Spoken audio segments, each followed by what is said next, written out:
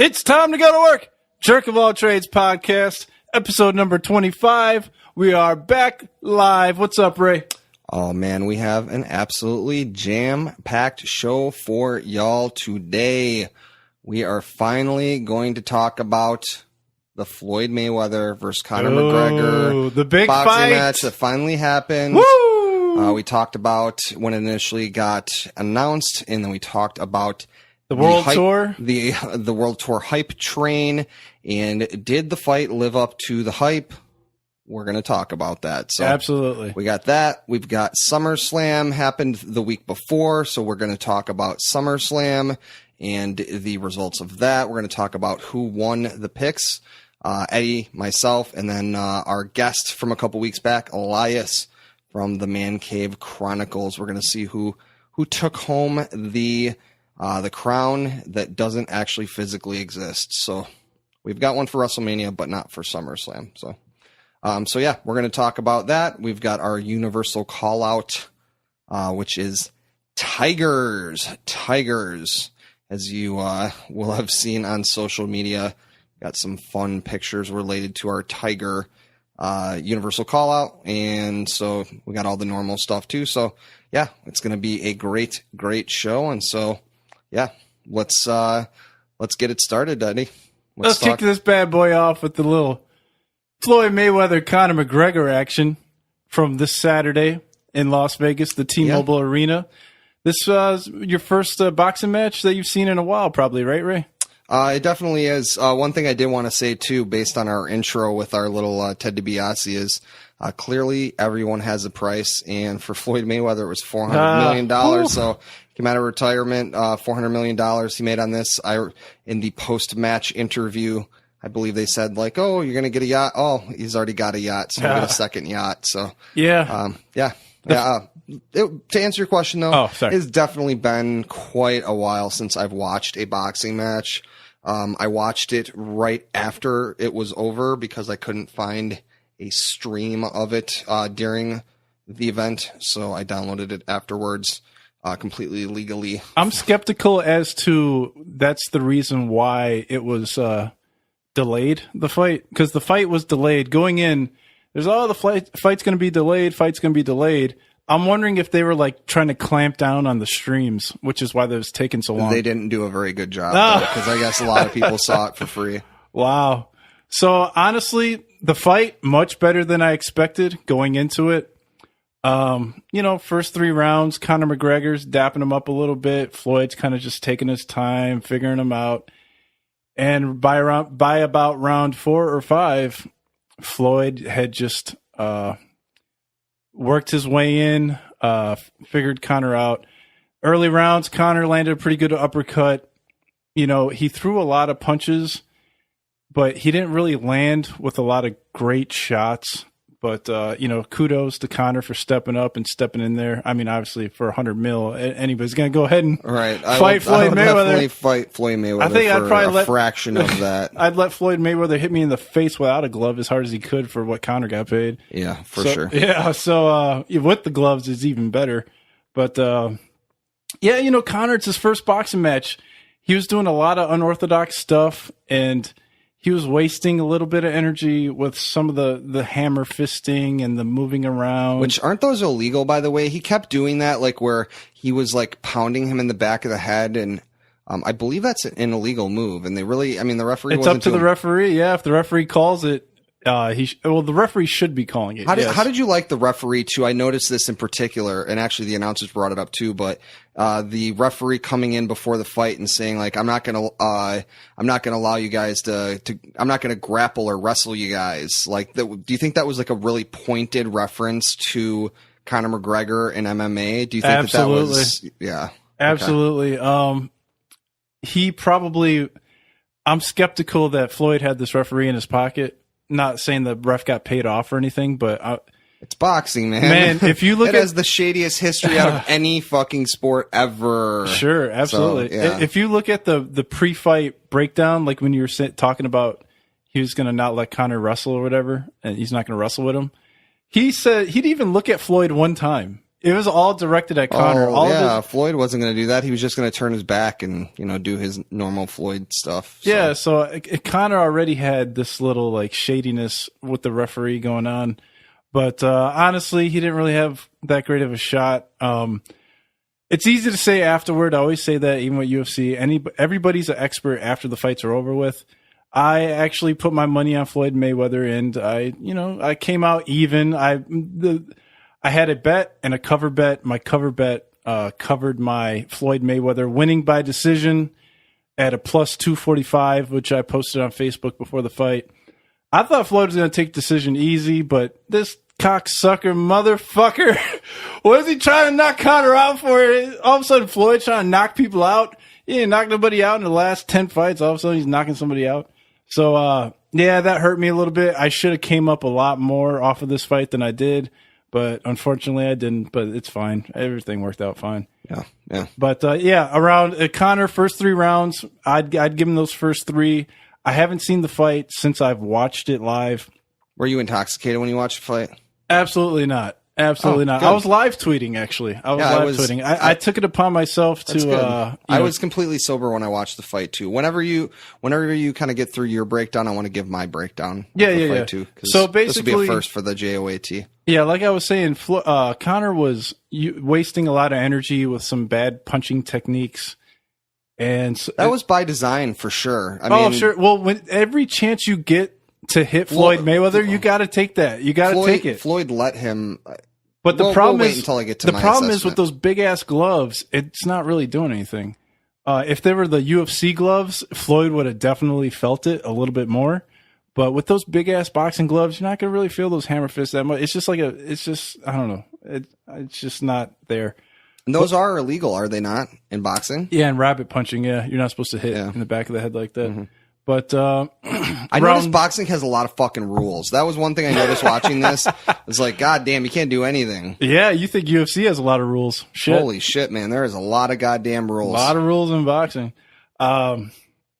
Probably around round 4 or 5, it was pretty apparent that Conor was running out of gas relatively quickly, and Floyd was just getting warmed up. Floyd's a slow starter. He likes to observe, and he's like a spider. He's just crafting his web. First couple rounds, he's just going around, getting hit a little, giving it back a little. He's just taking it all in. And by the time round 5 came around, Conor didn't see it. He didn't realize it, but he was in the web, and Floyd had him all wrapped up. And it was only a matter of time until Floyd was going to put him away. Floyd was really aggressive after round 5, 6, 7, 8, 9. He was super aggressive. He was like a different fighter, was what I noticed. Very un-Floyd Mayweather-like, which was not great for me in my bet, but that's fine. Because he was fighting against someone who clearly had a diminished skill set. Yeah, not to say that Conor didn't look okay in the fight, but clearly he's not a professional boxer. And so, yeah, I mean, I'm willing to bet Floyd was playing it safe until he felt the punches coming softer and softer and softer, because the more tired you get, the less power you have. I remember there was one replay in particular where they were showing Conor McGregor's punches, and I've described them as little baby punches. Like, they were like barely connecting. And I remember the announcer having to say, like, well, he's getting points because he's actually touching him. So he's not actually physically hurting him or actually hitting him, but his little glove is like, pushing against Floyd Mayweather's skin real lightly, so he's getting points. That was me further Well, that's how adding to that, but that's how they judge the fight in the Olympics and in the Golden Gloves. There's a blue and white gloves and a red and white gloves, and only the white portion of the glove counts as a punch when you hit them in the Golden Gloves in the Olympics. But anyways, when the punches started coming softer and softer, Mayweather knew that he wasn't getting knocked out and that he could just be super aggressive and just go for it and go for it and go for it.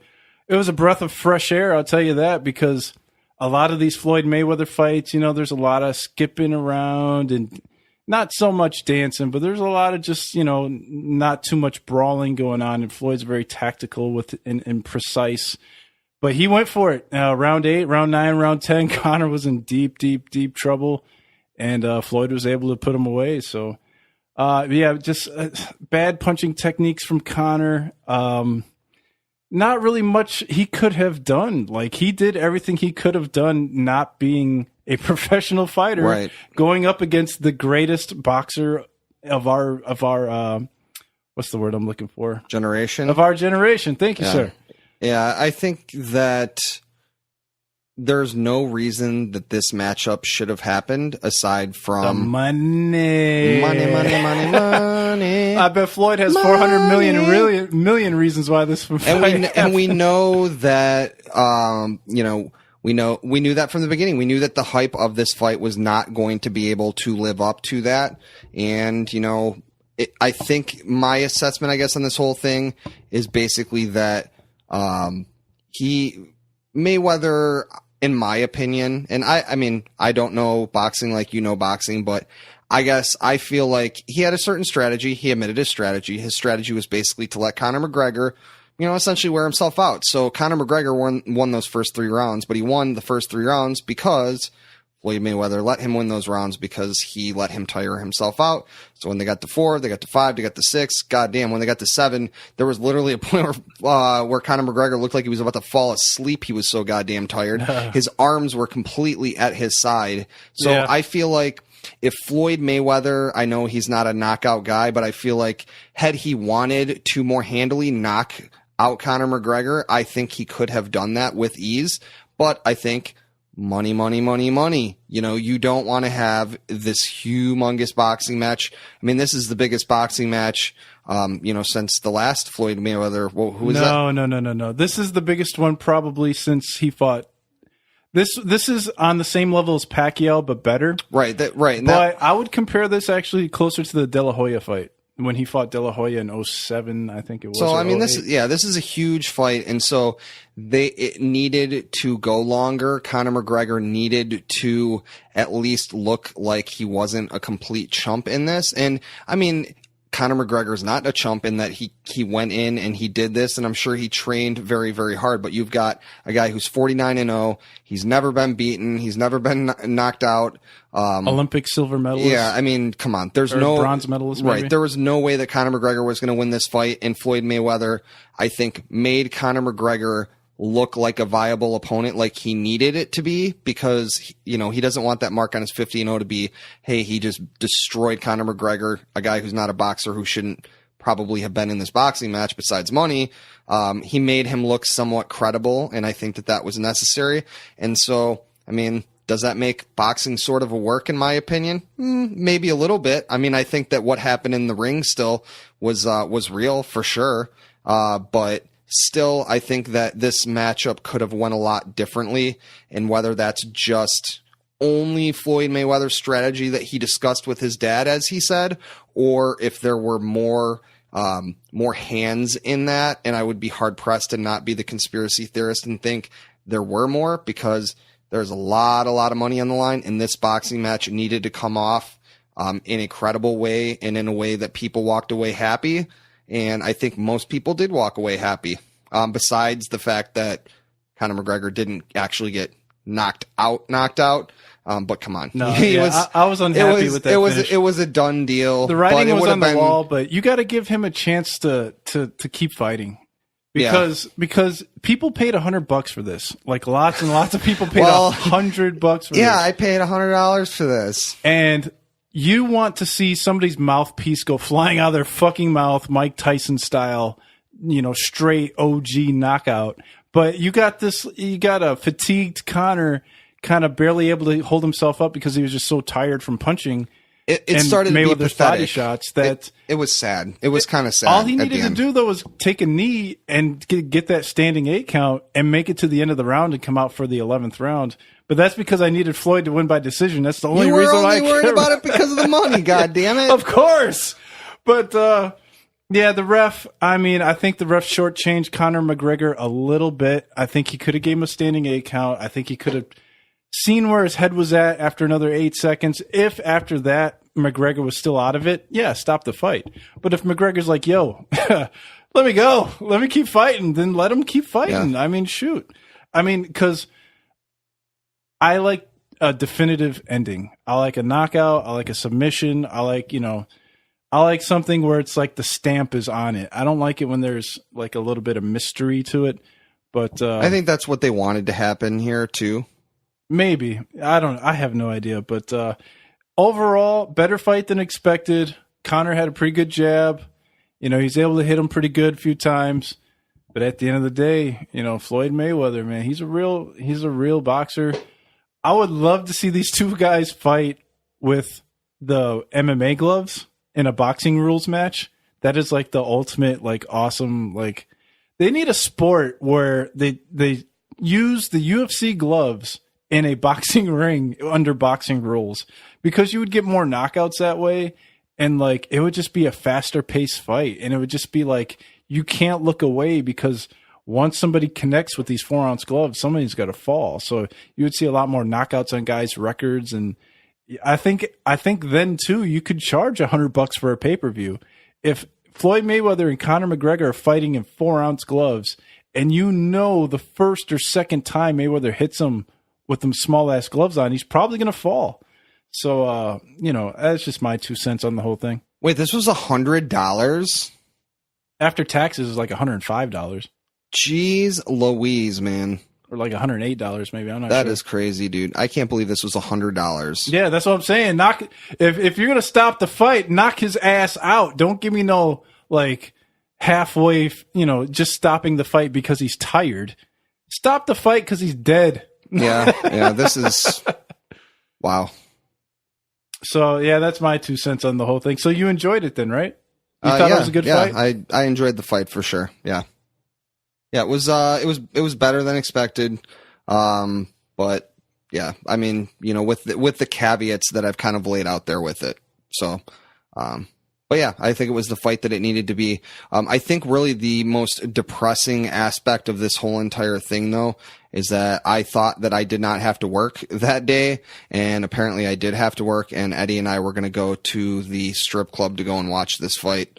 And sadly, that did not happen. So yeah, that was the most depressing aspect of it. Yeah, I couldn't get anybody to go with me out there, man. I wasn't going to go by myself. So yeah, I mean, I could have. I just didn't want to. I did determine that the strip club might be a bad place to go, because, you're at the strip club, you're trying to look at the TV and stuff, and, other things are walking about. So.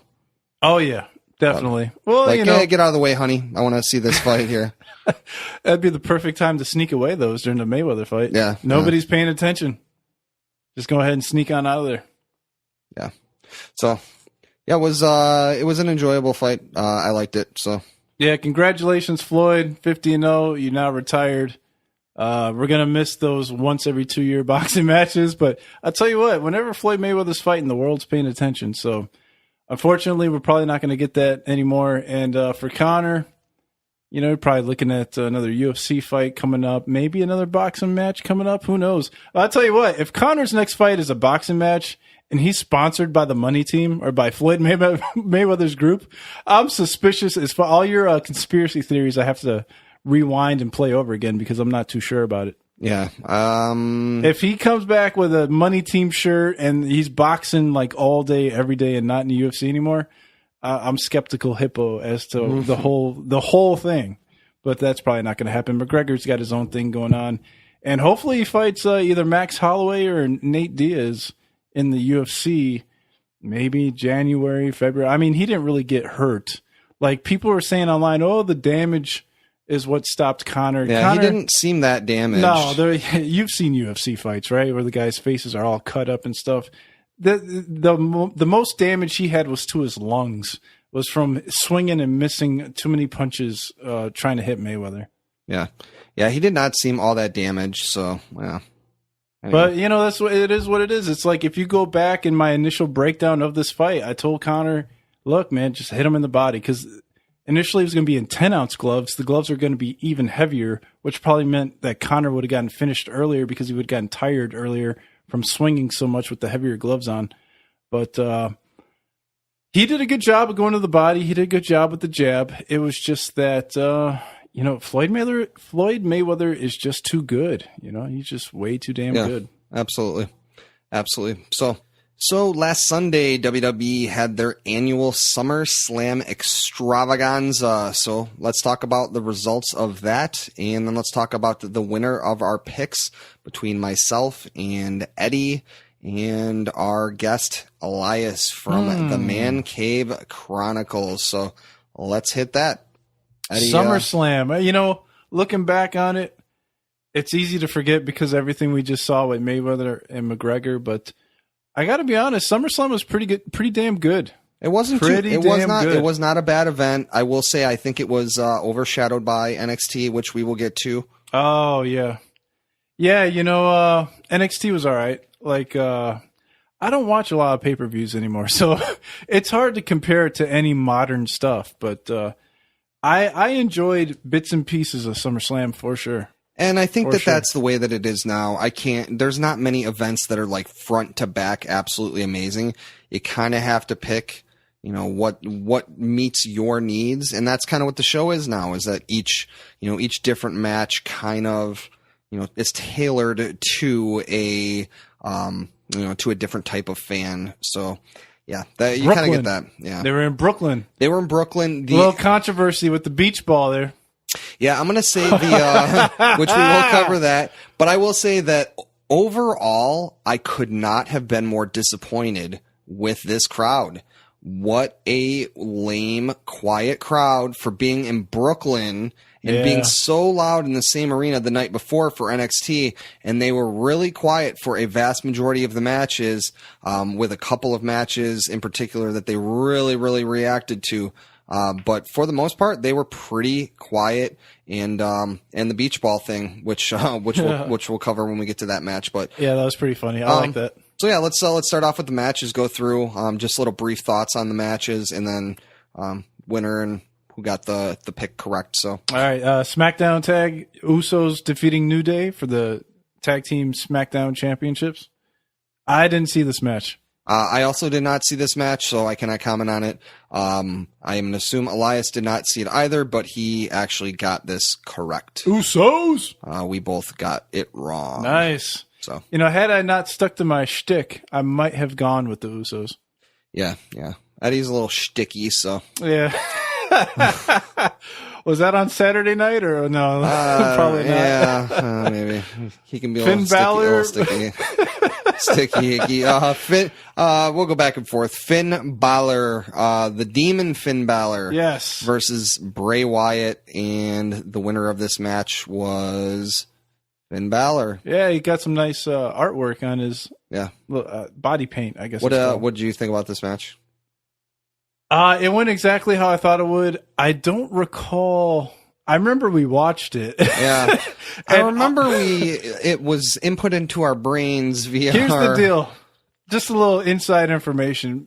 Me and Ray got together, watched SummerSlam with a bunch of old buddies, and we got so hammered by the end of this goddamn thing that I don't remember how I got home. So yeah, we got very, very hammered, and then anything like tag team match or something, it's just like I hardly remember. The best moments of the night though were not coming from SummerSlam. They were actually coming from when we broke out the N64 and we started playing No Mercy and Revenge. Dude, I'm telling you, there has got to be a way to Twitch us playing N64. If you know a way to get Twitch onto N64, yes. How do we stream from the N64 or How do we just stream film? Can we playing just it? film it with like a webcam? Because and we then- had a bonkers ass time. Yeah, it was, that was so a lot fun. of motherfucking It was fun. so fun. No doubt. 4-player battle royal N64. It was. I want to great. do that. There's got to be a way. I'm going to look into that because I would love to do that. So, do you remember this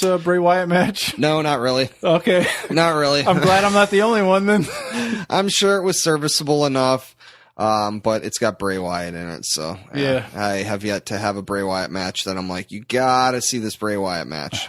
Yeah, And this is not it either. So. that's all right. Yeah. Well, moving on, we had the Big Show. Oh, by the losing. way, we all got that right too. Yeah, I don't know yeah, if yeah. that was covered, but We all got Balor in that one. Big Show lost to Big Cass, couple of big guys in a big match at a big event and a big shark cage. in a big city. Yeah. Forget about it. Oh yeah, How you doing? I told How you you. doing? I told you you got out. I told you you get Well, out. what do we got? A couple haters over here? A couple big haters? Oh, what do we have here? I loved it. He put the grease on. He slid right up out That of was there. pretty funny. That was and I've then he never got the seen big that. boot. Yeah, he was in the shark cage. He greased his little body up. He got out of the cage and then immediately got big booted. I don't remember how Big Show lost, but that's like the only thing I remember is him He getting took out. the his elbow drop. His finisher is like a big jumping elbow drop. He lost to that. So Okay. So yeah, myself and Elias got this correct. Eddie did not get it correct. And I mean, the match was what it was. It's a Big Show match. It's a big cast match. Yeah, whatever. So Yeah. yeah. And then next up on the agenda, we've got WWE SmackDown Women's Champion Naomi faced off against Natalya Neidhart in another match. I don't really remember that much. No. You're going to notice This that. was the shocker of the night, though. I remember Yeah. being very surprised by the finish of this one. Yeah, we definitely did not see Natalya taking this title, and yeah, she I did. think I was cracking open a beer and Natalia won. I was like, what? You were like, Bret Hart's coming out? Oh, Oh, man. no. That was Brett. No. That's the disappointment again. Nah. I don't want to steal your joke. Yeah. So, that's my joke. Every time I hear Natalya's music, I'm like, yes, Bret Hart's coming out. Oh, well, this is Natalya. Never mind. She's a good wrestler. So yeah, She's not bad. we all got that wrong. Not a single one of us got it right. Yeah. Poor Wah, Naomi. wah, wah, Yeah. wah. What the hell? I don't know. I don't get it. Yeah. So after that was the Women's Raw Tag Team. Oh, this ain't tag team. No, that's WWE Raw Women's. why you always be talking about the women's wrestlers on a new tag team. Come on. Sasha Banks Turn them into versus some Alexa dolls. Bliss. Eddie was correct in this prediction. And the new women's champion, Sasha Banks. Pretty decent match. I almost switched my pick after seeing that No Mercy promo with the hot chick blonde. Yeah. And I was like, oh, damn, I lost That's already. a rematch. How'd I lose before the match even start? Did Sasha Banks, did she do the single vagina, the single jumping vagina? I don't remember. This don't was a think good so. match, though. Yeah. This was pretty good. I'll have to go back and watch that Yeah, one. I was pleasantly surprised at the wrestling. Pleasantly plump. So Eddie was Speaking of pleasantly plump, little Alexa has a nice little booty on her, but yeah, that's neither here nor there. yeah, I didn't notice that. This is the first time I noticed it. So Eddie was correct in his pick in that match. He was the only one. So Yeah, next up Baby we got face. the WWE Raw Tag Team titles. It was Cesaro and Sheamus facing off against Seth Rollins and Dean Ambrose, 2/3 of the Shield. So Eddie, what'd you think about this match? easily the best match of the night. Yeah, very good match. Easily my favorite match of the night. The beach ball match. Oh my God.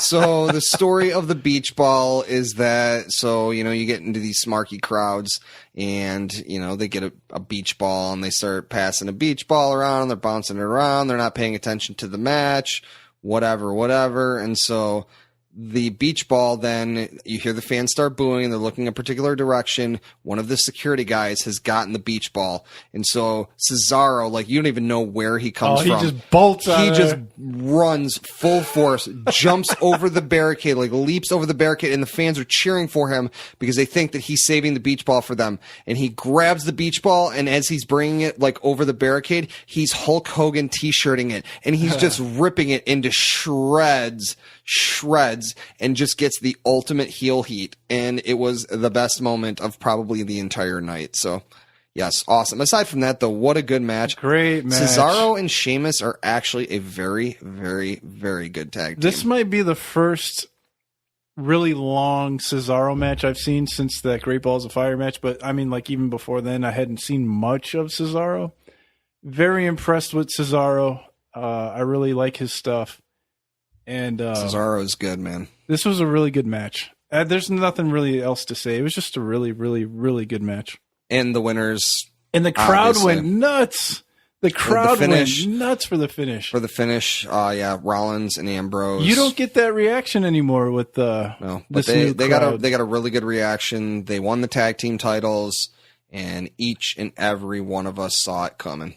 Oh yeah, so, we all got that right. So, but cool. Regardless, so good match. Yeah, great match. Next one is the WWE United States title: AJ versus Kevin Owens. The winner of this match was AJ Styles. We all got it right, even with Shane O'Mac as the special ref. And I think I had kind of sort of made up the thing about anyone hitting Shane McMahon. I don't think. Oh, great! Now you're making shit up. I don't think that was actually part of the thing. They were just kind of playing off of that. That they didn't get along or whatever. So, I mean, they played off of that a few times with Shane McMahon, getting knocked out of the ring.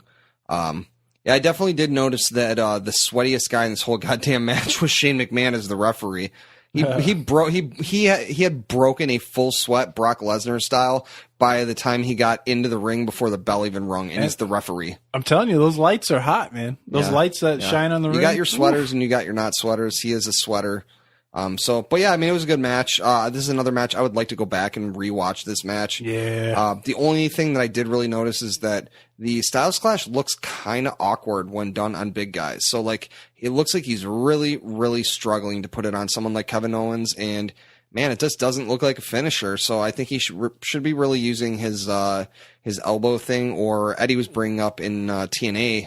He had a move he called the spinal tap, which is this crazy spinning top rope move. So, that would be pretty cool if he did that. Yeah, I was pretty much 7 out of 10 drunk here, and I don't remember a thing about this match. Yeah, so yeah. Next up, we have John Cena facing off against Baron Corbin, the Lone Wolf, and. Who won this match? I think we all knew who won this match.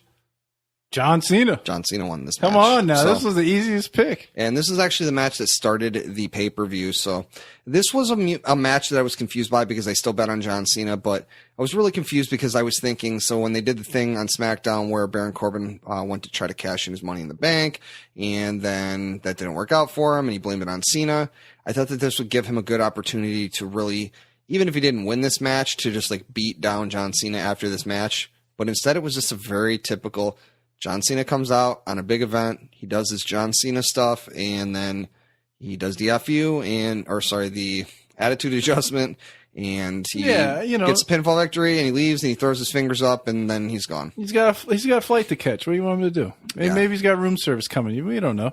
He's on that Hogan thing. It's SummerSlam. It's John Cena. No reason for him to lose here. You can have Baron Corbin do the beatdown stuff on the SmackDown exclusive pay-per-view where nobody's watching. But SummerSlam, you got to have the big guys win. And I think they did it right here. Yeah. So, and then... the next one was the WWE title, Jinder Mahal versus Shinsuke Nakamura. No, I'm just kidding. Shinsuke Nakamura. I wonder if that's the proper pronunciation of his name, Shinsuke. Because there was a wrestler in WCW called Kensuke Sasaki. And it was kind of spelled similarly. I think that they were probably just mispronouncing it back then. I mean, he calls himself Shinsuke. So. Yeah. Oh, he does? It is Shinsuke? Yeah. Okay, cool. So I apologize, but Mr. he does Nakamura. have autism, though, according to Eddie. So I didn't say he has autism. I said he might have autism. He might have. He speculated that he might have autism. He does the finger thing. So it's like, it reminds me of an autistic person. Not that there's anything wrong with that. He's just trying to put the puzzle pieces together. So yeah. So, the sleeper pick won this one, Jinder Mahal. This might have been another one I might have picked, but I didn't. We all got this wrong. The match, I don't really remember too well. I remember, wasn't there like a lot of gaga, as they call it. A lot of gaga. A lot of interference baby? And such. No, gaga. Goo goo gaga. Who is the person that actually was like professionally wrestling for a little while? You don't know what gaga is? I never heard of that. Gaga is like, it's like a bunch of bullshit. It's a bunch of, interference and other, misdirection and distraction and stuff. That's basically what it is. So that was what there was a lot of in this match.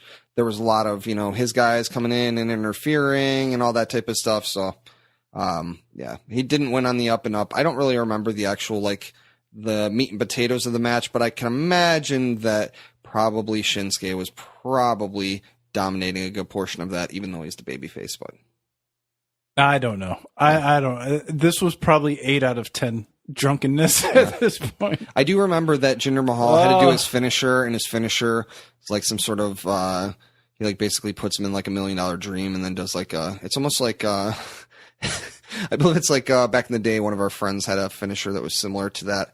Are you talking about the Cobra Clutch slam or whatever? Yeah. Isn't that the Sergeant Slaughter finisher? He kind of goes back. He goes backwards with it more. He didn't drop him down. He went backward. Okay. So anyway, but it looked really, really awkward and weird. So it looked like he was just trying to give Shinsuke a hug, and Shinsuke doesn't like to be touched because he's autistic. So, and you can hear a pin drop. So.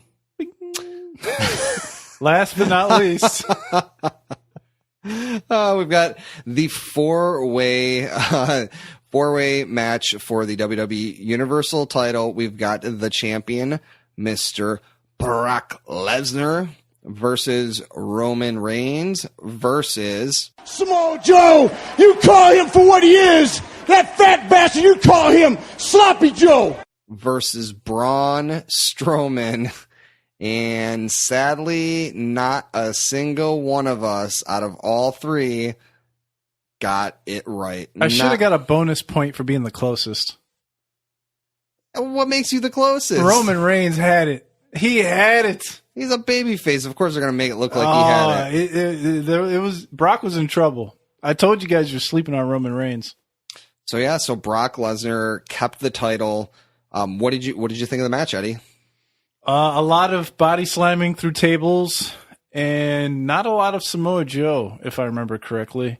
Yeah, not a lot of Joe, a lot of Braun Strowman in this match, but I will say that I liked the match quite a bit. It was very, very hype. Oh, this was the best Brock Lesnar match in a long time. The crowd was so goddamn hyped when Braun Strowman was just laying waste to Brock Lesnar.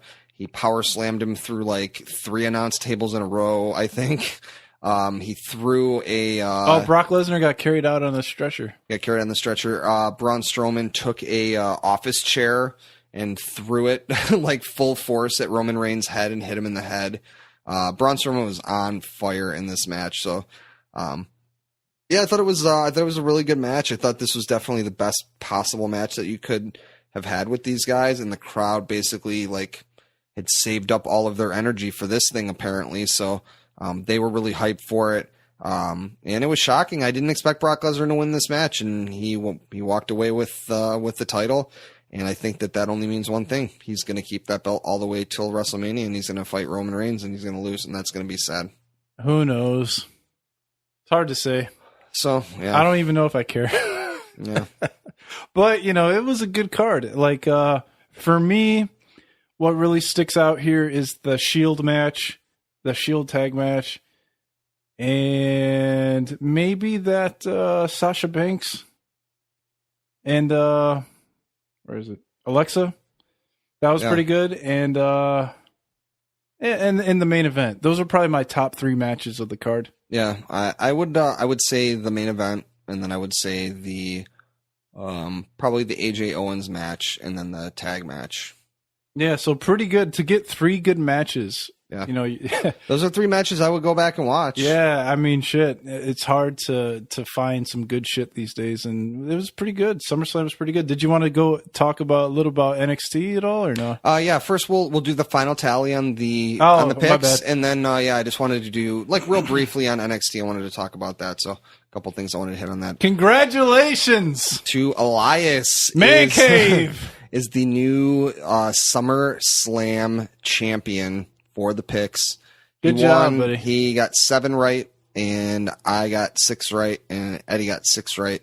So once again, proving doesn't matter how much you're watching, because you can win. Booking is most of the time completely and utterly fucking logical. So I can watch Game of Thrones and I can tell you right away, like, we still haven't talked about Game of Thrones. There was a scene in the season finale that I just thought was the most predictable shit of all times. Jon Snow's butt? No, not even that. But that was predictable too, but some other stuff. But yeah, I mean, honestly, everything on that show's been pretty predictable lately. But with wrestling, they always keep you guessing because they apparently don't know how to write a story start to finish. So anyway, but yeah, Elias is the victor of the picks. So when we start printing out our JOAT shirts, we will definitely have one of the first shirts will be pre-designated for you, Elias.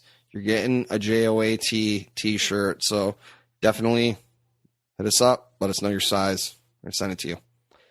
So yeah. And then I wanted to talk about NXT real briefly because, man, I'm going to be honest. I enjoyed NXT far more than I enjoyed SummerSlam. Not front to back. I wouldn't go that far. Not front. It was good though, but like, I don't know. Not front to back. The main event, didn't really do it for me. Fans really didn't care. But you had 2 matches. Here's my reasons. Number 1 is you had the opening match, which was one of the best matches that I've seen in forever. Johnny Gargano. Johnny Gargano is the shit, and he had these tag matches that I had to have when Eddie was not watching at all. I was like, you have to watch these tag matches. And despite him complaining about the finish in the one match. Oh God, they screwed it up. That's all right. Anyway. He still very much appreciated what they did. And sure. Johnny Gargano definitely brought that. And in this match against I don't even know how to pronounce this goddamn name. Adrian the Mexican Sienna guy. Almas. Yeah. Versus Solis Johnny Gargano. or whatever his name is. I don't know his name. Sienna Almas. That was just an amazing match. The best match of the whole night by a long shot. I greatly enjoyed that match. The crowd was so hype, so goddamn hype. And then the other match that I really, really enjoyed was Asuka versus Ember Moon for the NXT Women's Championship. God damn, man. Asuka is just unfreaking believable. Ember Moon is still pretty early on in her career. So she's got a little, she's got some things to fill out, but Asuka brought an amazing match out of her, and the crowd was just out of freaking control. Everybody thought that Ember Moon was going to win this match, and still Asuka is just freaking stoppable. So great match. And then the other thing that Wait. So you love the fact that Asuka won that? Yeah, absolutely. So you should pat these guys on the back then. You should say, good job, WWE, for, I am making Asuka unstoppable. That's what I'm doing right now. Okay. Well, you ripped them apart for SummerSlam, but then they do stuff that you like, and you're just like, Asuka is great, but really it was not so much Asuka. It was like whoever books NXT. Well, they're a different person books NXT than WWE, but and I'll give kudos when they're deserved. I gave kudos in the main event of this SummerSlam. I thought that I said that was the best that they could have possibly booked that main event. So okay. And on the same event, I mean, I thought that the main event was pretty lackluster. So, but yeah, kudos to whoever booked the Asuka Ember Moon match and to the participants in it as well. And then I'm also going to give kudos as well to Ray's new favorite wrestler. Ray has a new favorite wrestler after all these years. I've been waiting and waiting. Wait, a number one favorite? My wrestler? Number one favorite current active wrestler. And that is? And I haven't had one since CM Punk was my last current favorite active wrestler. Mr. Aleister Black. Oh, I forgot about him. Aleister Black. So, as I've mentioned a little bit on the podcast, Ray the Jerk is into some interesting and some weird stuff. I'm into occult and magic and all kinds of Eastern philosophy and such. I thought you were going to go with Johnny Gargano. No, I love Johnny Gargano too.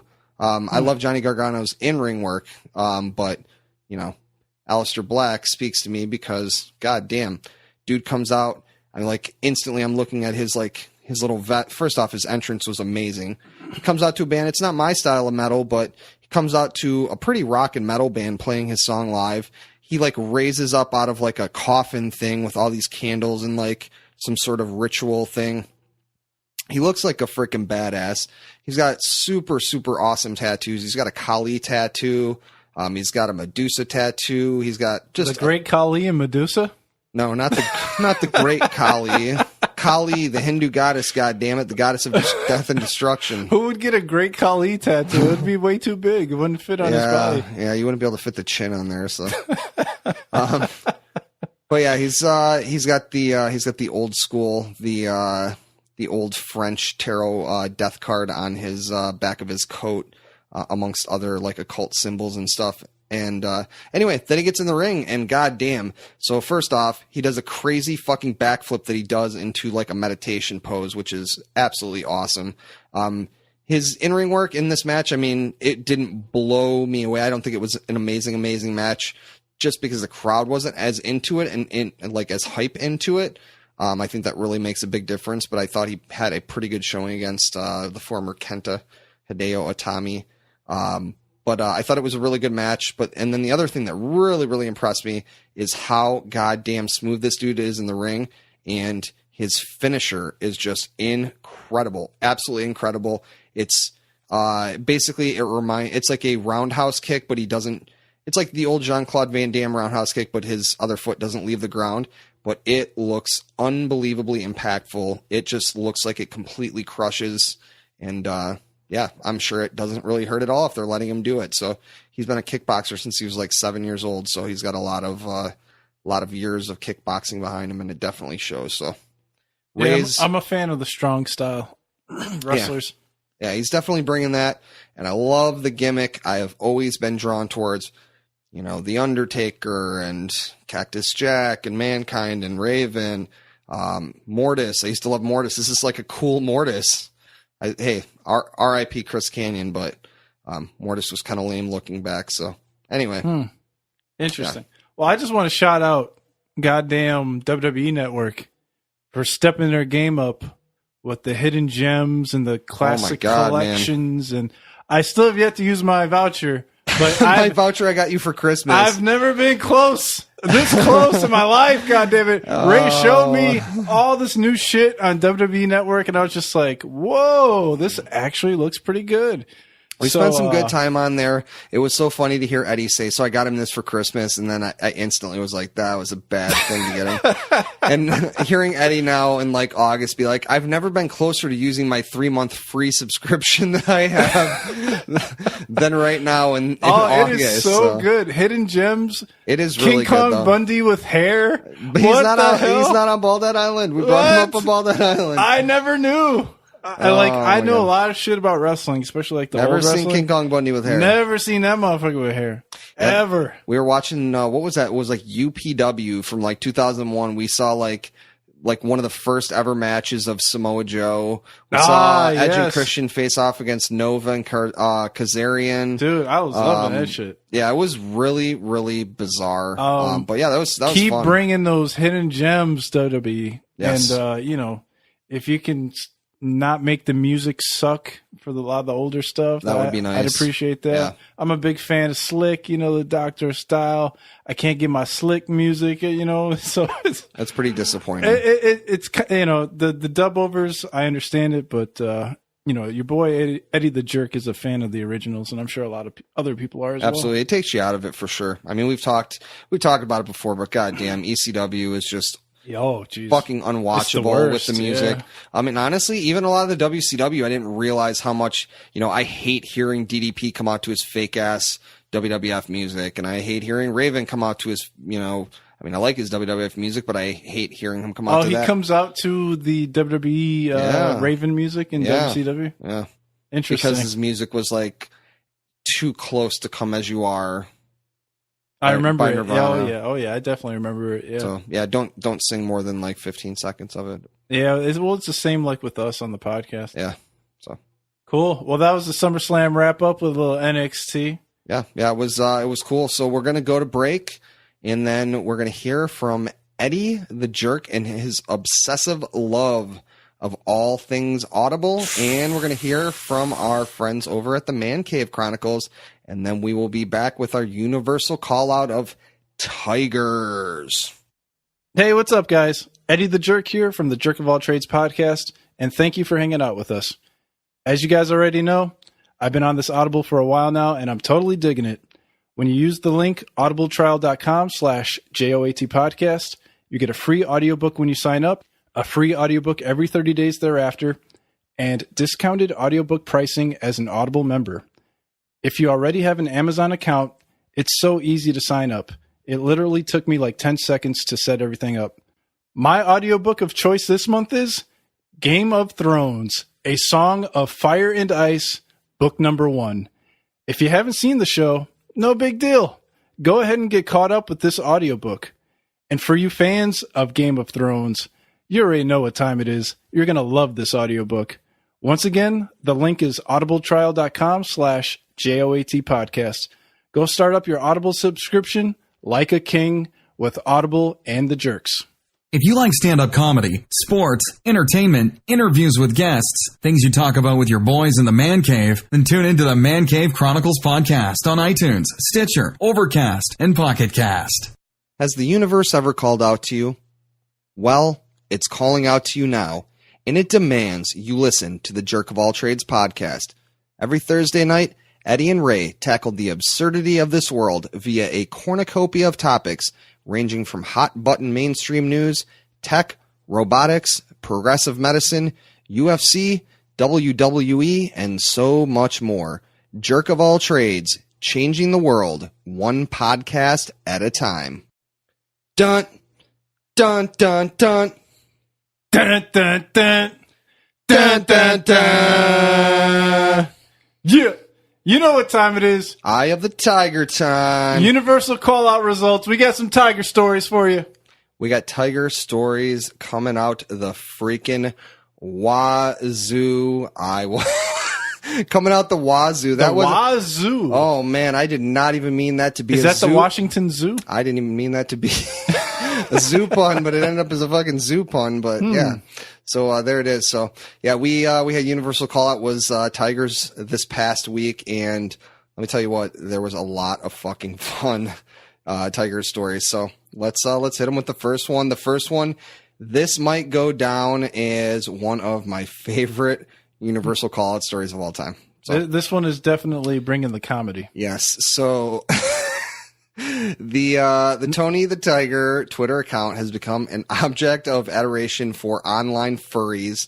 If you don't know what furries are, it is people, and I may get this wrong, and if you're a furry, please correct me, but I believe furries to be people that are turned on by either like wearing like big animal costumes or seeing people wearing those animal costumes, and I believe they fetishize seeing just like animals, like, you know, cartoon looking animals engaged in sexual activities in picture form as well, I believe. This gives no meaning to the term frosted flakes. Yes, I believe. Where's that frosting coming from? I believe Tony the Tiger. They're great. I believe that yeah, in one of our later stories, someone told, or one of our this actually happened last year as well, which we'll cover, but someone actually said that we're not all after your frost. So oh no. But yeah, so Tony blocked a wave of fuzzy deviants en masse, and once the news got out, there was no block button that contained the perversion that followed. Oh my god. 30-year-old Twitter user Alex Bovine had. You would think he would be into, like, I don't know, some sort of cartoon bull or something. Manure porn, maybe, or something. I don't know. He had his account suspended for sexually harassing Tony the Tiger. Oh, no. Who fucking did that? It's a freaking cartoon. Leave him alone. Apparently, he claimed that he would fuck that tiger, is what he said to him. Quote, unquote. Yeah, there's, let's see, there's some fun little... yeah, that's his original tweet. I'd fuck that tiger. They determined the toy is inside Tony. Yeah, my old roommate got suspended from Twitter for sexually harassing Tony the Tiger. Look at what people are saying. Sure, cinnamon frosted flakes look great, and that tiger on the box doesn't look half bad either. Hashtag blushing. Hashtag cinemonograph. I don't know what that is. Wow, do the same thing in my mouth, but not with milk, please. You're so muscular. It's hard. Lord. It's hard to tell if a lot of this is just like satire, right? Yeah. or like comedy. Yeah. So I wouldn't want to pour that milk all over my cereal and then let me nut while I watch you eat it. Or I want to. Damn. Apparently, he didn't even know that Tony was regularly subjected to such naughty talk. The Tony tweet popped up in my feed as prone to tweet. I have a special loathing of these things. If you give me an opportunity to interact with a brand that's popping up in my timeline without my consent, I'm gonna get weird. BuzzFeed points out that he even relates the incident to the criticism Twitter has received for its refusal to monitor hate speech. So yeah, and then they go into that whole Well, you know thing, what they say, the freaks come out at night, but it seems to me the freaks come out on Twitter more than anything else. I mean, you would think that actually they come out in the morning because that's when their cereal comes out, and that's when they're looking at all these cartoon animals on their cereal and trying to bust nut onto their cereal boxes. So yeah, like I said, this was actually not the first time that this happened, and actually the previous time, this is from last year. I actually thought this was the same fucking story until like Eddie pointed this out to me not even like a couple of hours ago. So apparently Tony the Tiger was being harassed by furries last year as well. So anyway, we'll kind of go through this a little bit. Who knew the furry community was so deep? Yeah, they seem to be, they all got Twitter. Yeah, so Tony was he was not happy. Some people were saying some inappropriate things to him. He said, let's keep things great and family friendly if you could. Cubs could be watching. And then this guy said, it's the way they drew you, Tony. You're irresistible. Then he's had to start blocking people. Let's see. Tony, can you please tell me you love me? He tried victim blaming, suggesting that Tony should put on some clothes. So I'm going to tell you what. So we actually took a picture for the podcast with some Frosted Flakes. And when we were buying the Frosted Flakes, we noticed that we did not see not a single photo of Tony the Tiger on the cereal box in which you could see his lower body. So I feel like Kellogg's has actually taken action and they're trying to, cover up the fact that Tony the Tiger is not wearing pants. So there's some sort of fucking conspiracy theory going on with Tony the Tiger here where, just put some goddamn pants on him, Yeah, but tigers don't wear pants. Yeah, but tigers don't wear ascots either, and he's wearing a fucking ascot. So he's got a little flavor. He's a wild animal, though. Tony the Tiger's crazy. This goddamn custom-made ascot with Tony on it. He'll bite the shit out of you. Trust me, he's crazy. He doesn't even have any teeth. He's been eating cereal for 30 years. You don't think he won't take a bite out of you? He's got sugar high. He doesn't even have any fucking teeth, dude. He has no goddamn teeth. He has no teeth. Show me a goddamn tooth on Tony the Tiger. Look at that box. No teeth. Show me a goddamn tooth. He must be like a really old geriatric tiger. He had to have all of his teeth removed. He doesn't even have tiger dentures. He doesn't even have tiger dentures. How does he eat? What does he eat? I mean, he's been around a while. This is why he's on the box. That's all he can eat. He just has to let it get soggy too, which is like the worst thing ever. Ugh. Oh my God. So anyway, this one got even better, when fucking, Chester Cheeto actually, I can never get this guy's name right. Chester the Cheetah actually, came in as Tony the Tiger was, being victim blamed. And they started, tweeting at him. What would Chester Cheetah think of being called daddy by his adoring fans? And then, blah, blah, blah, blah, blah. He replied, I welcome all fans to my Twitter feeds, scales, feathers, or fur. If you enjoy my tweets, then welcome. Looks like poor Tony is losing fans to a cheetah. It's been a tough year for Tony the Tiger already. A few months ago, some pranksters released unauthorized ad in which the broad-shouldered feline was trying to comfort down on their luck adults, including a 43-year-old prostitute named Candy. Actually, Candy! Eddie, I don't think you've actually seen those before. I've never met her. No. We'll have to have those be the video of the week. One week you can watch those. Oh no! They look very, very realistic, and when they came out, there was a big controversy as to whether or not they were real, but they weren't. But yeah, it's very interesting. It's Tony the Tiger as a cartoon, and he's interacting with real people that, like Candy the prostitute. So interesting. Yeah. So anyway, that's that whole deal. And based off of that, I just wanted to mention real quickly too, fucking Cheetos. We also took a picture with Cheetos bag too, because the battle lines have been drawn between Chester the Cheeto and fucking Tony the Tiger, and we don't really know who would win in a knockdown drag out octagon battle. It'd be close. Yeah, who do you think? Well, the Cheetah's got the speed. The Tiger's got the power. Man, I always loved cheetahs. I drew a fucking cheetah when I was younger. Big ass picture of a cheetah. I really liked them. They're the fastest animal. So I might have to go with Tony the Tiger on this one. I think out of the two foods, I think I like probably Frosted Flakes a little bit better. Depends on it depends on the kind of Cheetos as well. There's so many varieties of things now, If we're going original to original, I got to go Frosted Flakes. If you let me get those puffs in there, doesn't Chester Cheetah have teeth? I'm pretty sure he does, right? He has like human-looking teeth. Yeah, so Hold on, let me check the bag. Yeah, if it's a biting contest, Cheetah's going to bite his ass. Yeah. Because Tony the Tiger ain't got no damn teeth. He's got teeth, but they are like human teeth. They are not sharp at all. He has also got a bitchin' goatee, and he has... Sunglasses, right? He's got sunglasses. He's currently, in this thing, he's wearing elbow and knee pads, and he's on a skateboard. He's got a helmet, He comes ready. In a straight safari fight, I'm going Tiger, but Chester Cheetah and Tony the Tiger, it's even money. It depends on if they're contained into something, because Chester would be able, if it was in a larger area, I think Chester would have the advantage, but I think if they were put into a cage of some sort, I think that it would probably go down to a Tiger. Yeah.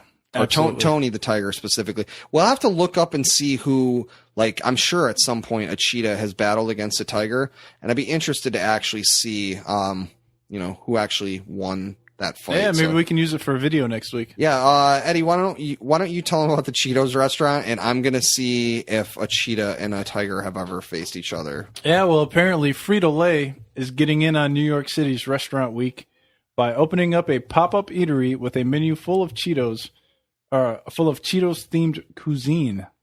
The Spotted Cheetah opens its doors in Lower Manhattan for just 3 days next week. Some of the dishes on the menu, 3-course menu, created by Chef Ann Burrell, include Cheetos crusted fried pickles, mac and Cheetos, and Cheetos Sweetos crusted cheesecake. There you go. If you love you some Cheetos, go to New York City. Go to your Frito-Lay restaurant and get you some Cheeto cheesecake, some Cheetos mac and cheese, and some Cheetos fried pickles. But Frito-Lay is saying the recipes created by fans inspired the company to bring a full Cheetos culinary experience to life. I'm watching a video online here.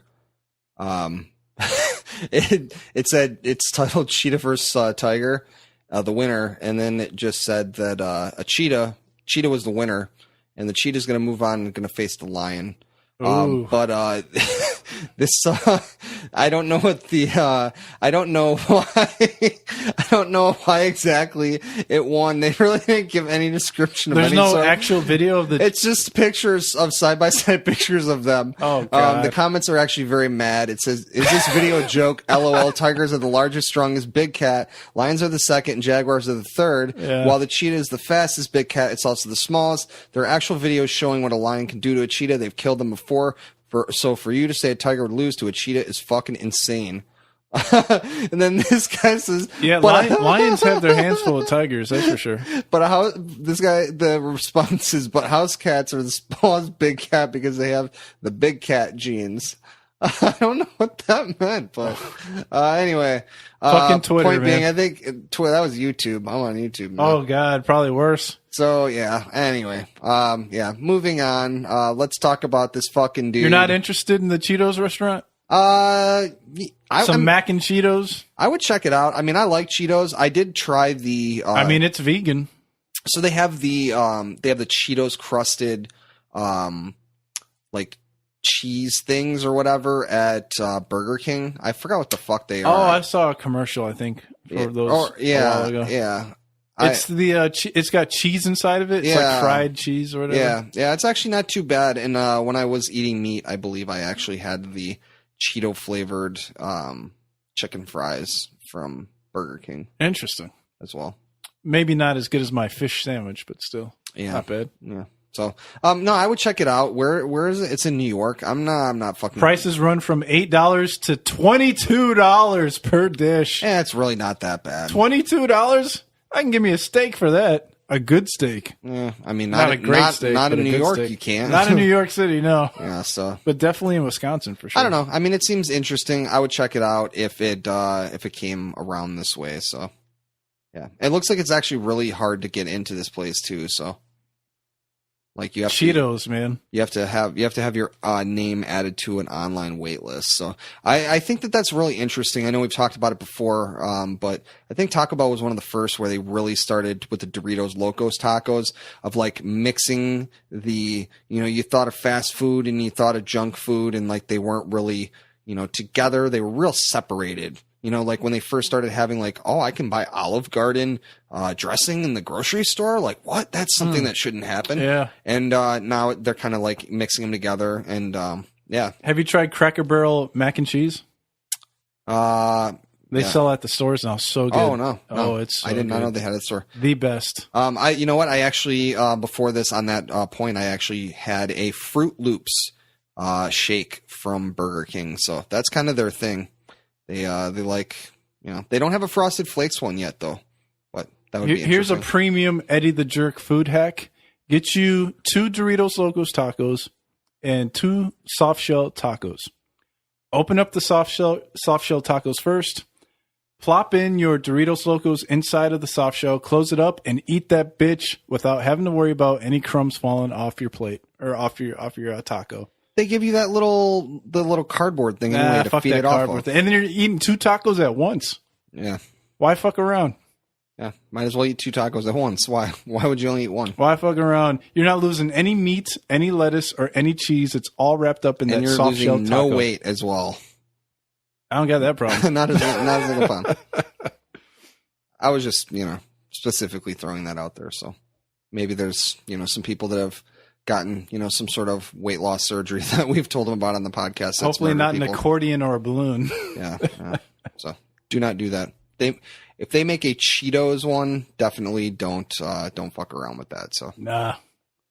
anyway, so yeah, let's hit this next story. Next up, we've got this was actually a huge story. There was a dude that got busted with a baby Bengal tiger that he was at the border in California in his 2017 Camaro, and he got busted at the border with a Bengal tiger that he had apparently found on the streets of Tijuana. Is that was his claim? Yeah. I'm sure that he didn't just randomly find it there. His name was Luis Eduardo Valencia of Paris, California. Udoro. Sorry, I fucked that up. Unless you spelled it wrong. I don't know. No, I didn't spell that. You spelled that, motherfucker. That was a copy and paste. Was charged Wednesday with smuggling and unlawful importation of wildlife after Customs and Border Protection officers noticed the tiger cub on the floor of his car. It was a silver Camaro. It had no license plate. Border Patrol pulled him over on a secondary inspection. Told the investigators he bought the tiger for $300 from someone who he had seen on Monday in Tijuana walking an adult tiger on a leash, only in Tijuana. Fucking I A. mean, they say, If the cartel don't get you, the tigers will. the ping pong show, like all the shit, Tijuana, like literally, yeah, there's just fucking full size Bengal tiger. I don't feel like that they are, tigers are not indigenous to Mexico, correct? Hell no. All right. So I just wanted to make sure that, I guess the market value of this thing is about $1,500. So just like everything, you go over the border and you get a way better deal. So like if you want some pharmaceuticals or something, your best bet is to go over into Mexico, There you go. to Tijuana. And if you want a Bengal tiger cub, you also want to go over the border because it's like a fraction of the cost of what it is here. But yeah, all tigers are considered endangered species, and there are only 2,500 Bengal tigers in the wild. So it'd be interesting. I don't think that they can put this thing into the wild now because he's now been we really don't know what his story was But it'd be pretty cool to have a little baby tiger. I kind of dig that. yeah, As long as it doesn't cost too much to feed it and it doesn't try to eat me. I'm in a sure it couple does. years. You're not just buying tiger food at the fucking. Yeah. How about At Petco. How about this? Let me go to Petco. I gotta get my tiger food. How about you get yourself a baby tiger, and I'm gonna get myself a baby cheetah, and then we're gonna grow them, and then eventually we're gonna have them battle each other to the death. We'll see. We don't want PETA to know about that. Yeah. That'll have to be on the down. Yeah. Yeah, PETA. I'm starting to get hungry. PETA. More not because of the animals, just because I want a PETA. Hell yeah.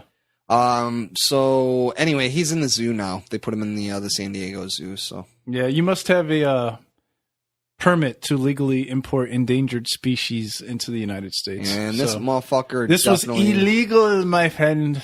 Yeah, he illegal. definitely did not have that. So Good try though. and to offset this, there was just a tiger that was endangered tiger that was born somewhere. So Oh yeah. one of the zoos or something.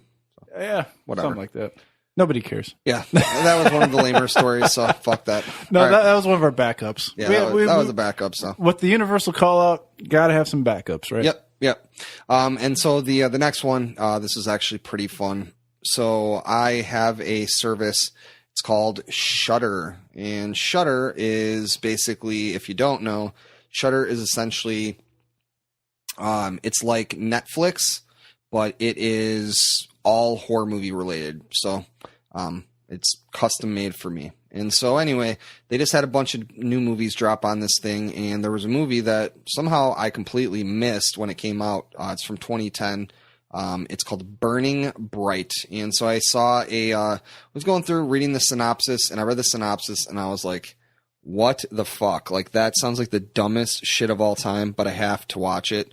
So I'll read you the synopsis. It's in Montgomery County. Kelly Taylor is ready to go to college and takes her autistic brother, Tom, to a specialized institution. However, the bank informs her that she does not have sufficient funds in her account to honor her check. Her stepfather, Johnny, whatever the hell his name is, withdrew the money from her account the day before. When Kelly arrives home, Johnny reveals that he used the money to buy a tiger for his safari show project. In addition, he had the house reinforced in order to protect it from hurricanes. No. Oh my God, fucking hurricanes. No. Oh God. Synchronicity. Yes. So all the Holy crap. windows and external doors are covered with wood. When she awakes, she finds the starving tiger is inside the house, and Tom and she are trapped with the ravenous animal. So, I wanted to have both Eddie and I watch the trailer real quick because honestly, I thought it was going to be super shitty based on the synopsis I read was actually even shittier than that. And I was like, why the fuck is this tiger in a house with someone? Like, this is like the shitty Sharknado movie kind of things that I hate. But actually, I watched the trailer. It actually looked kind of cool. So, Eddie, do you have that pulled up, the trailer? Yeah, are we doing audio or no audio? Whatever. We don't have to do audio All right. on this. Unnecessary. So 3, 2, 1. Alrighty. We're zooming on in, movieclips.com. You're welcome.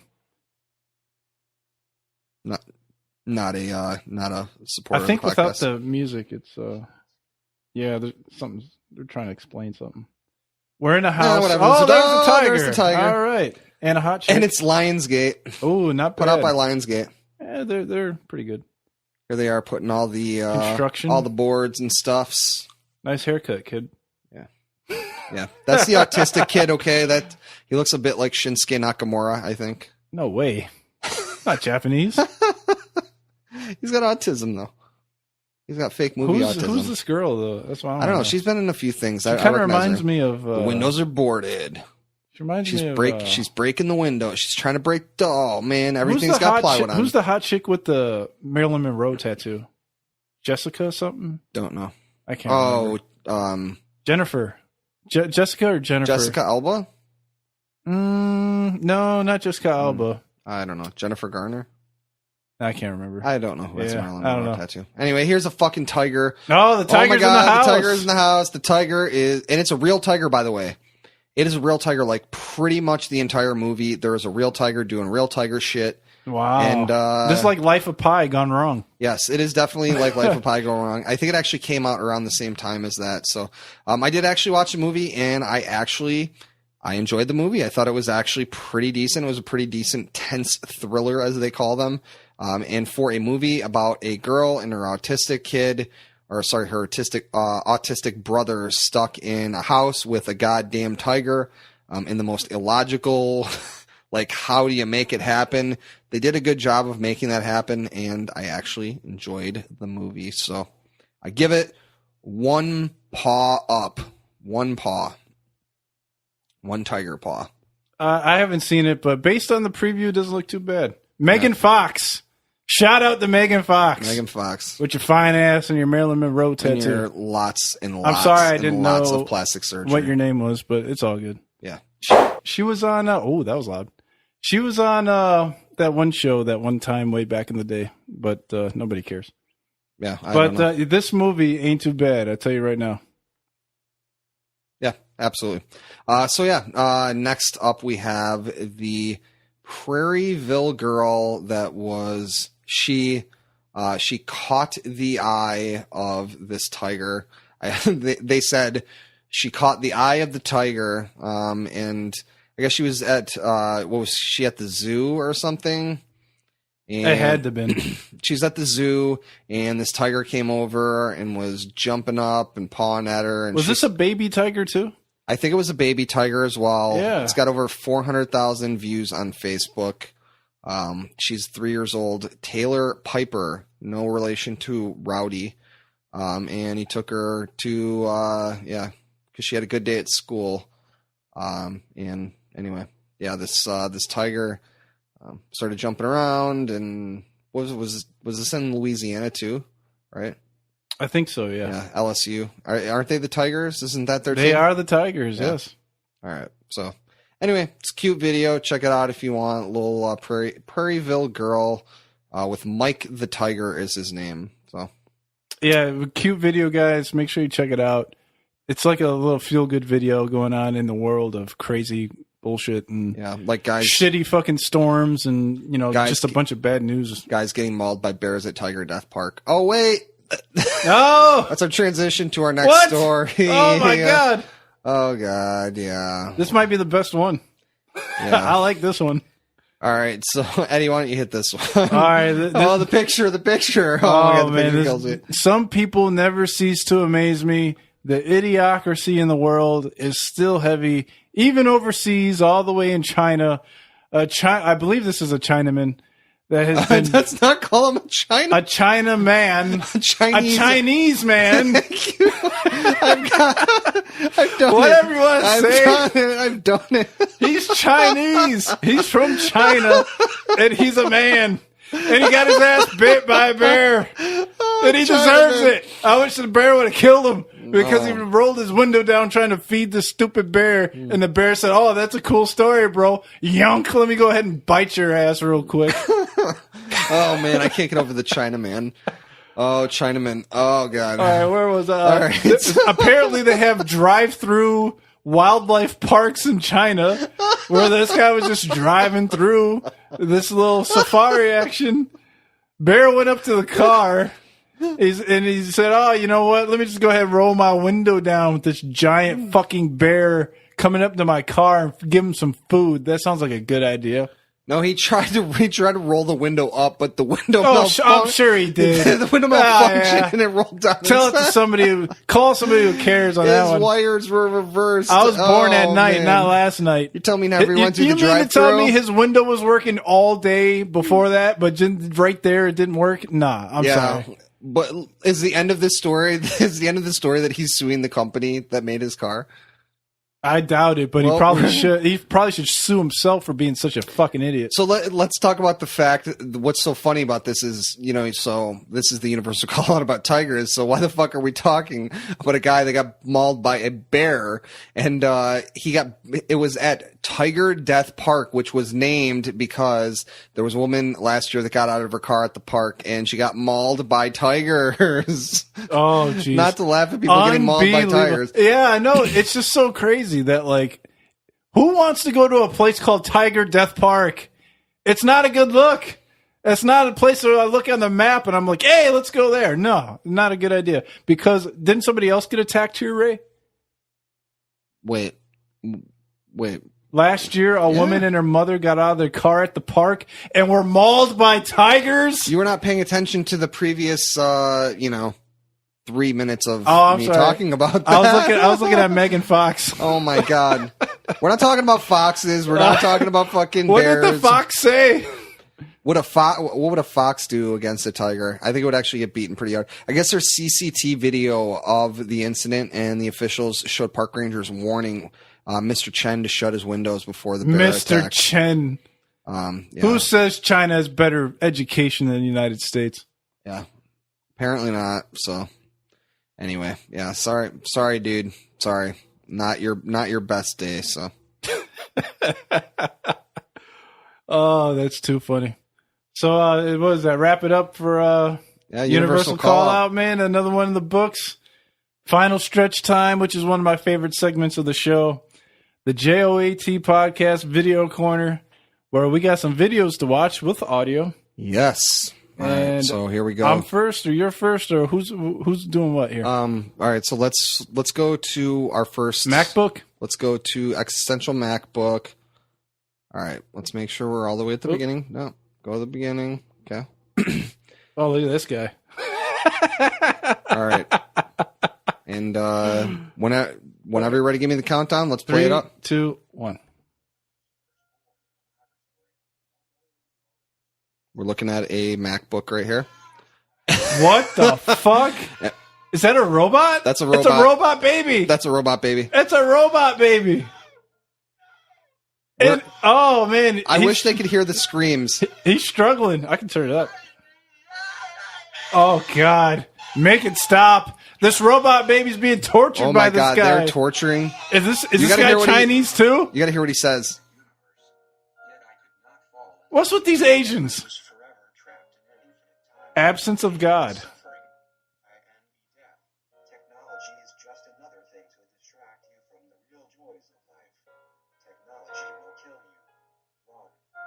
Bald Head Island. Technology will kill you. Even the robots are bald. Run. Huh. Yeah. There it was. These Asians, man. Existential MacBook. That had nothing to do with computers. Yeah, this is a dude Too Damn Filthy is his channel, so I think I'll probably be subscribing to his deal. So yeah, he's Too damn filthy. Yeah. That boy filthy. Yeah, he's got some fun videos. I came upon this and I knew that we had to watch that. So yeah, that's video number 1. Not bad. That was kooky and goofy and everything I expected your video to be. Okay. All right. So next one. Okay. All right. Are we ready? Yeah. 3. Wait, let me go back to the. All right. 3, 2, 1. All right. We got a little kid and his mother. This is Twisted Commercials. This is Chuck E. Cheese Terror. Oh my goodness, she's terrible at this game. They're playing the ball game where you have to roll the ball into the circles. Oh my God. There's a glitch. There's a glitch in the Matrix. Chuck Oh my God. Cheese is having a little fun with these kids. Oh my God. Pizza? Oh, dude, she just tore that pizza apart. That was the worst pizza you've ever had. A little wink action. You know, Chuck E. Cheese, he's smooth. He's not that smooth. He's actually... Oh, shit. What is this? Oh, they're torturing him like that robot.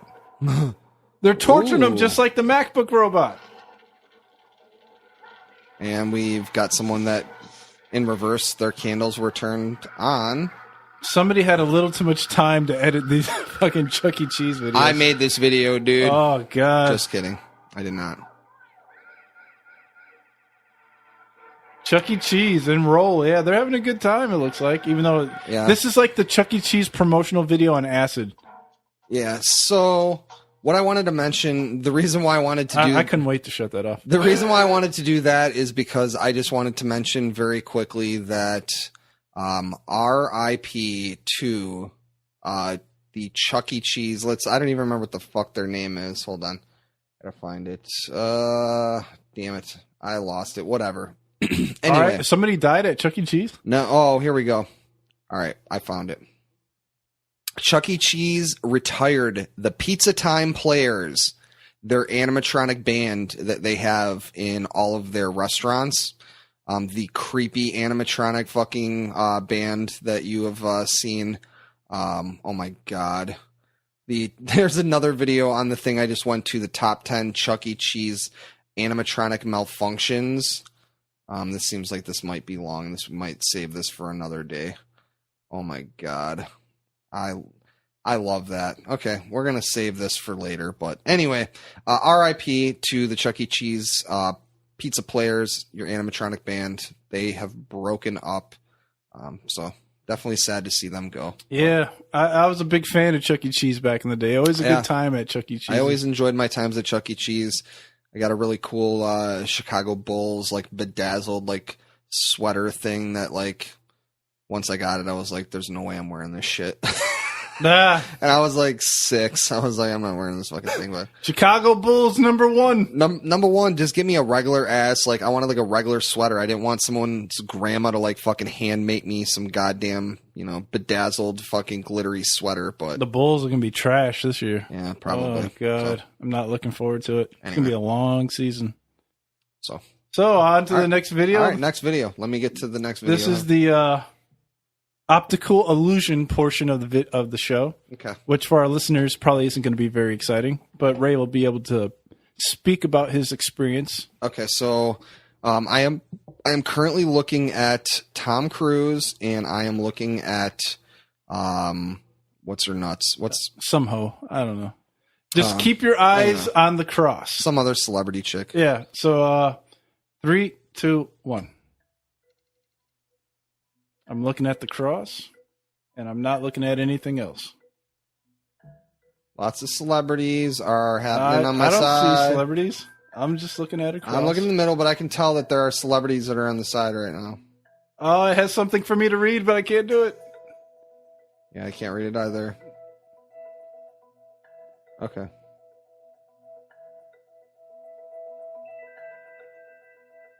Become to get very distorted, very ugly. You look directly at the images. They're the same beautiful people that we all know and love. It reveals that perception is not an action. You know what? I probably should have read that shit. Yeah. So I could tell what was happening there. This is actually pretty interesting. When this is done, I'll kind of explain this. I know a lot about this. Oh, yeah, you can talk about it. Nobody cares about what the chick is saying. All right, so essentially this is something that I have utilized before in what's called a Black Mirror, which obviously Eddie is familiar with Black Mirror, the television show. Season 3 or Season 4 is coming, Season right? 4 coming out very soon, and I cannot wait. But so a Black Mirror in the occult sense, basically, it's called scrying, and if you've seen, the crystal ball or the obsidian, the big black ball or whatever that someone would look into and see the future, or whatever it might be, and essentially what you do is to create one of these things is you get a piece of glass and you basically spray clean the glass, make sure the glass is very clean, and then you would spray paint the back completely black, and then you have it in a frame. And then in very low lighting, you have candles, which you would then put on either side of your head, where you can't see them completely in the Black Mirror that you've created, but you can at least see your face a little bit. And so the more that you look at yourself in the mirror, the more that your face begins to morph and begins to change and begins to do what these faces did in the video, because you could only residually see them on the side. And eventually you start seeing these crazy monster faces, and eventually your face may melt completely and you can start to see other imagery and other things in it as well. And this is without not a single drug. And the reason and the science why this works, and the same thing can be done actually if you go and just go into your bathroom and you turn the lights off and you just have like where you can barely see, do the same thing. It's not a Black Mirror, but it's essentially the same thing. Basically what happens is the way that the brain takes in information is that it fills in the blanks on things that it sees. Like if it's seeing an image, it's basically just filling in some of the blank spaces on that, and eventually it doesn't do a very good job of it if you continue to look at that same thing in that type of lighting, because you're not able to really fully see and process everything, and so starts filling in the blanks, and it doesn't do a great job, and then you start seeing monster faces or, weird looking celebrity faces on the side or whatever it might be. So anyway, that's Black Mirror. That's how that works, and that's sort of what that is. I think we were going to do a story on that not too long ago, right? Probably about 10 or 20 episodes ago. What's that? The brain choosing the images it sees or whatever for optical illusions and whatnot. Yeah, that's definitely, that's just the way your brain works every day. But certainly in a scenario like this kind of brings that to the forefront. So. Cool. And now the second video is an eye bender, a powerful optical illusion. This one comes with a warning on it. So whenever you're ready. All right, so it says, this video may cause temporary hallucinogenic effects. Ooh. Please do not be afraid. These effects usually only last a few seconds. So should we turn the light off in this room, do you think? Nah, we're good. Okay. All 3, right. 2, 1. Oh, there she is. Give it to me! Oh, looking at an eyeball. Oh, look at this eyeball. I've done this It's before. Changing colors. I've done this before. There's an orb next to the eyeball. It said weed. It did? No. We do not live. Dude, I'm tripping out right now. All right, so there's this like pattern going on with a fidget spinner in the middle, and when inside the fidget spinner is letters spelling out words that Ray knows. Real. And there's 3 different designs going on right now for the patterns, and it's fucking crazy. I don't hate this music. It's not too bad.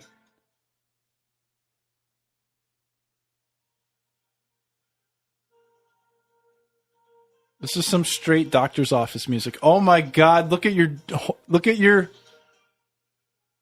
Did you see that? I'm focusing in on this thing. Oh, dude, look at your bullhorn thing. It's like I'm on acid. What the fuck? Ray, look at that fucking thing. Isn't it moving? Yep. I hallucinated without drugs. I can't believe you've never done that. That was so cool. It was like moving its face. I actually have that. Oh my God. I actually have that video. I might do this like once a day. I actually have that video saved on my Reddit account.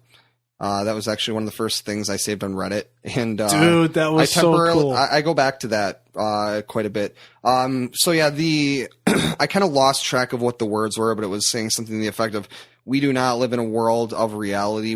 I think it said, we do not live in a world of reality. We live in a world of potential." And so something like that, now that is an even more direct, really shows you how your brain and the way that you take in all of the stimuli around you and how you can hack that. A world of perceptions. A world of perception. There is an amazing, amazing author, a guy that I absolutely love. His name is Aldous Huxley. He wrote a book called The Doors of Perception, and it's a really, really fucking good book that you should definitely read. But anyway, yeah, this really hits you up front with how much your mind has an influence of what's happening around you. I mean, if you're doing that thing like it shows you that you need to be doing it, it's called eye bender and a powerful optical illusion. And I'm telling you, like, you do that and you will definitely be, I don't care if you've ever done a psychedelic or you have, you will definitely you are going to watch everything around you start to melt and move. Like, everything was moving in waves of energy.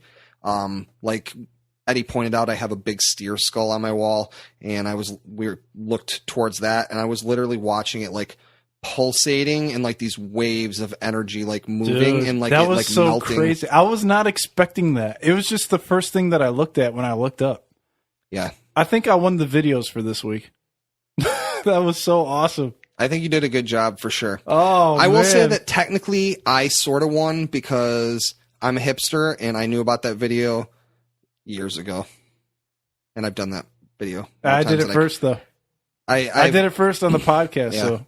I've done that video more times than I care about. I actually have a book called Get High Now Without Drugs, and it has a bunch of different things that you can do that can basically cause you to trip out and show you the power of your mind without not a single drug. So I'm definitely doing something like that for sure.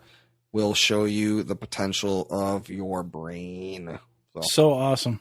Very, very freaking cool. So, and you know what else is freaking cool, Eddie? What's that, Ray?